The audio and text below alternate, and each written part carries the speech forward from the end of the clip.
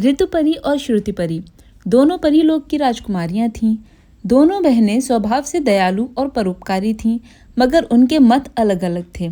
ऋतु परी बुद्धि बल, मेहनत और लगन को प्राथमिकता देती थी, जबकि श्रुति परी का मानना था कि जीवन में धन ही बहुत जरूरी है। एक बार दोनों बहनों में अपने अपने मत को लेकर बहस हो गई। जो व्यक्ति बुद्धिमत्ता से मेहनत, लगन व ईमानदारी पूर्वक अपने लक्ष्य की ओर अग्रसर रहता है, वो ही जीवन में सफलता को प्राप्त करता है, ऋतु परी ने श्रुति परी को समझाते हुए कहा। लेकिन श्रुति परी ऋतु परी के मत से असंतुष्ट थी।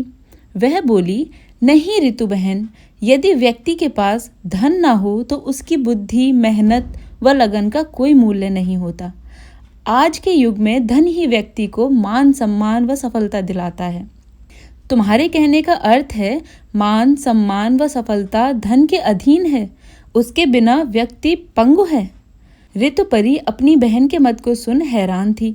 हाँ, धन तो हो, व्यक्ति को बिना योग्यता के ही दूसरों से सम्मान मिल जाता है। क्या तुम अपनी बात को प्रमाणित कर सकती हो? ऋतु परी ने पूछा। क्यों नहीं? फिर ठीक है, पहले अपनी बात को प्रमाणित करो, तब ही मैं तुम्हारे मत को ठीक समझूंगी, अन्यथा तुम्हें मेरी बात को प्राथमिकता देनी होगी। मुझे स्वीकार है। श्रुति परी ने अपने देश के गुप्तचर यक्कू को बुलाया और कहा, यक्कू, तुम्हें पृथ्वी लोक पर जाकर ऐसे मनुष्य की खोज करनी है जो वहां सबसे ज्यादा दरिद्र यानी कि गरीब हो। यक्कू ने श्रुति परी के सामने सिर झुकाकर मौन स्वीकृति दी और पृथ्वी लोक में चला गया। यक्कू कई दिनों तक विभिन्न स्थानों पर खोजबीन करता रहा, मगर उसे ऐसा कोई आदमी नहीं मिला जिसे वह दुनिया का सबसे गरीब इंसान मान सके। कई दिनों तक भटकने के बाद यक्कू को अचानक एक इंसान नजर आया। वह इंसान कपड़ों के नाम पर चिथड़े पहने था।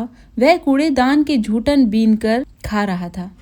यक्कू पूरे दिन उस व्यक्ति की गतिविधियों को देखता रहा। रात में वह व्यक्ति सड़क किनारे फुटपाथ पर सो गया। जिस व्यक्ति पर तन ढकने को कपड़े नहीं थे, खाने के लिए रोटी नहीं थी और ना ही रहने को घर, यक्कू को उससे ज्यादा गरीब व्यक्ति दूसरा नजर नहीं आया। रोटी, कपड़ा और मकान इंसान की मूल आवश्यकताएं हैं, और जिस पर ये तीनों ही चीज ना हो, भला उससे ज्यादा गरीब दुनिया में दूसरा कोई और हो ही नहीं सकता। यक्कू तुरंत परीलोक गया और श्रुति परी को इस दरिद्र व्यक्ति के बारे में बताया। श्रुति परी ने 1 लाख मखमल की थैली में हीरे, जवाहरात व नोटों की गड्डियां डालकर यक्कू को दी और बोली, यक्कू, ये थैली तुम उस गरीब भिखारी के सिरहाने रख आना। यक्कू ने ऐसा ही किया। अगली सुबह जब वह भिखारी सोकर उठा तो उसकी नज़र अपने सिरहाने रखी लाल मखमल की थैली पर पड़ी। भिखारी ने कौतूहल भरी नज़रों से उस थैली को देखा, फिर अपने आसपास लेटे दूसरे भिखारियों की तरफ नज़र दौड़ाई। सभी सोए पड़े थे। जो जाग रहे थे उनमें से किसी का भी ध्यान उसकी तरफ नहीं था। भिखारी ने उस थैली को उठा लिया और खोल कर देखा। मारे हैरत के उसकी आंखें फटी की फटी रह गईं। थैली में हीरे जगमगा रहे थे। उसके साथ रखी नोटों की गड्डियां भी भिखारी देख चुका था। जब उसे पूरा विश्वास हो गया कि वे नोट असली हैं और हीरे भी नकली नहीं हैं, तो उसने थैली बंद करके अपने कपड़ों में छुपा ली। दौलत पास में आते ही वह पूरी अकड़ के साथ उठा और वहां के सबसे महंगे बाजार में पहुंचा। शॉपिंग कॉम्प्लेक्स को देख भिखारी उसी तरफ बढ़ गया, मगर वह अंदर न जा सका। दरवाजे पर खड़े दरबान ने उसे रोक लिया। वह गर्ज बोला, ए, कहाँ जाते हो? भिखारी ने कहा, अंदर। तुम जैसे भिखारी का अंदर क्या काम? जाओ बाहर, भीख मांगो, दरबान ने बिगड़ कर कहा। दरबान के व्यवहार पर भिखारी को बहुत गुस्सा आया। वह चिल्लाकर बोला, तुम्हें शरीफ आदमी से बात करने की तमीज नहीं है? जाओ मैनेजर को बुला के लाओ। उसकी आवाज में इतना रोब झलक रहा था कि दरबान सहम गया। उसने तुरंत मैनेजर को सूचना दी कि वह बाहर आ जाए। मैनेजर आया तो उसे देखते ही भिखारी ने शिकायत लहजे में कहा, क्यों मैनेजर साहब, आपके यहाँ ग्राहकों के साथ इसी तरह पेश आया जाता है क्या? यह देखिए। भिखारी ने कपड़ों में छुपी लाल मखमल की थैली निकाली। उसमें रखे नोटों की झलक मैनेजर को दिखाता हुआ बोला, मेरे पास बहुत सारा पैसा है, मुझे यहाँ खरीदारी करनी है और तुम्हारा यह दरबान मुझे अंदर नहीं आने दे रहा। नोटों की गड्डियों को देखते ही मैनेजर के चेहरे के भाव बदल गए। उसने क्षमा याचना करते हुए कहा, माफ करें सर, दरअसल इतने बड़े आदमी होते हुए भी आपने ऐसा वेश बना रखा है कि इसे गलतफहमी हो गई। आप मेहरबानी करके अंदर आइए और मेरे ऑफिस में चलकर बैठिए। कुछ देर बाद भिखारी मैनेजर के आलीशान ऑफिस में बैठा कॉफी पी रहा था। मैनेजर ने कहा, आप मुझे अपना दोस्त समझें और बताएं कि आप कौन हैं और कहाँ से आए हैं, और आपने इतना गरीब वेश क्यों बना रखा है। मेरा नाम सेठ दुलीचंद है। मैं भारत के पश्चिमी क्षेत्र से आया हूँ और यहाँ अपना कारोबार करना चाहता हूँ। भिखारी ने चतुराई से काम लिया, मगर चोर लुटेरों के डर से मैंने यह रूप बना रखा है। बहुत खूब, अब बताइए आपकी क्या सेवा की जाए। मैनेजर ने उसकी चापलूसी की। सबसे पहले मैं हजामत बनवाना चाहता हूँ, इसके बाद कम से कम 15-20 बेहतरीन पोशाक खरीदकर अपना हुलिया ठीक करना है। ठीक है सर, अभी सारी व्यवस्था करता हूँ। 2 घंटे बाद मैनेजर के सामने एक सूटेड बूटेड व्यक्ति बैठा था। उसे देखकर कोई सोच भी नहीं सकता था कि एक दिन पहले यह आदमी कूड़े से झूठन ढूंढकर पेट भरता होगा। और क्या सेवा करूं सर? मैनेजर ने मुस्कुराते हुए सिर झुकाकर पूछा। पहले सारे बिल की रकम ले लीजिए, इसके बाद मेरे लिए एक फ्लैट, एक कार और इस मार्केट में एक दुकान का प्रबंध कर दीजिए। और हाँ, यहाँ मेरा जो भी कारोबार होगा उसमें आप बराबर के हिस्सेदार होंगे। दुलीचंद ने कहा, आपको मैंने दोस्त माना है, फिर यहाँ के बिल की चिंता क्यों करते हैं? आपका भुगतान होता रहेगा। फिलहाल आप मेरे घर चलकर आराम कीजिए, आज शाम तक सारा प्रबंध हो जाएगा।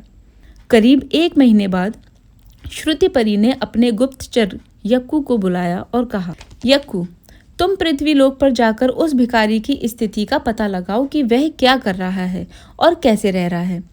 अगले दिन यक्कू ने आकर श्रुति परी से कहा, भिखारी अब एक शानदार घर में रहता है और कार में घूमता है, कीमती कपड़े पहनता है और खूब दौलत कमा रहा है। श्रुति परी ने मुस्कुराकर अपनी बहन ऋतु परी की तरफ देखा, फिर यक्कू से पूछा, अब तक वह थैली का कितना धन खर्च कर चुका है? 1 रुपया भी नहीं, सारा धन ज्यों का त्यों पड़ा है। क्या? श्रुति हैरान रह गई। वह धन उसने खर्च नहीं किया, फिर भी वह इतना धनी हो गया, मगर कैसे? यक्कू बोला, उसके पास धन है। यही बात जानकर उसका एक साथी बन गया। भिखारी बहुत बुद्धिमान था। उसने अपनी बुद्धि के बल पर साथी को ऐसा प्रभाव में ले लिया कि उसके साथी ने उसका न केवल सारा खर्चा उठाया बल्कि उसे कारोबार भी करवा दिया। भिखारी ने अपने साथी को कैसे प्रभाव में लिया यक्कू? श्रुति परी ने आश्चर्य भरे स्वर में पूछा।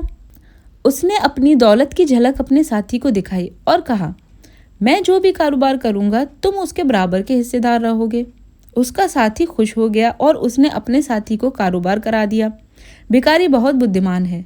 उसने अपनी बुद्धि के बल पर कारोबार को इतना फैला दिया कि उसे फुर्सत ही नहीं मिलती। दिन दोगुनी रात चौगुनी तरक्की कर रहा है। उसने अपने साथी को केवल 1 महीने में इतनी दौलत कमाकर दे दी है जो उसकी खर्च रकम से कई गुना है। यक्कू की बात सुनकर श्रुति परी बोली, ठीक है, उस रकम को उठा लाओ। यक्कू ने अगले दिन लाल मखमल की थैली लाकर श्रुति परी को दे दी। श्रुति परी ने थैली में रखी रकम और हीरे देखे, वाकई उसमें से 1 रुपया भी खर्च नहीं किया गया था। इस तरह 1 महीना और बीत जाने पर श्रुति ने फिर यक्कू को भिखारी की स्थिति का पता लगाने के लिए भेजा। यक्कू ने लौटकर बताया, आपके धन वापस मांग लेने पर भिखारी की स्थिति में कोई फर्क नहीं आया। उसका कारोबार पहले की तरह उन्नति कर रहा है। उसके पास रोज हजारों रुपए आते हैं। वह इतना व्यस्त है कि उसे आपकी मखमल की थैली का ध्यान भी नहीं है, जिसकी बदौलत वह फुटपाथ से शानदार घर में पहुंच गया है। बाद में उसकी साख बन चुकी है और वह लगातार धनवान होता जा रहा है। यक्कू की बात सुनकर ऋतु परी और श्रुति परी समझ गईं कि सफलता के लिए बुद्धि, मेहनत, लगन व ईमानदारी का जितना महत्व है उतना ही दौलत का भी है। दौलत की झलक देखकर शॉपिंग सेंटर के मैनेजर ने भिखारी दुलीचंद को धनवान समझा और उस पर अपना धन खर्च किया। भिखारी ने अपने बुद्धि बल से मेहनत, लगन व ईमानदारी पूर्वक उस धन का उचित प्रयोग कर दिन रात उन्नति की। वह ईमानदारी से अपने साथी को बराबर का हिस्सा देता है। जिस कारण भिखारी व उसका साथी दोनों खुश व संतुष्ट रहते हैं। और इस कहानी में हमने ये सीखा है कि केवल धन होने से ही व्यक्ति को मान सम्मान व सफलता नहीं मिलती। बुद्धि, परिश्रम और ईमानदारी से धन का उचित प्रयोग करने वाला व्यक्ति सफलता और दौलत दोनों पाता है। जिस प्रकार भिखारी ने सेठ दुलीचंद्र बनकर बुद्धि बल और परिश्रम ईमानदारी से धन संचय किया। और अगर आपको ये पूरी स्टोरी बहुत पसंद आई हो या थोड़ी सी भी पसंद आई हो तो इस वीडियो को लाइक और चैनल को सब्सक्राइब ज़रूर कर लें। Thank you.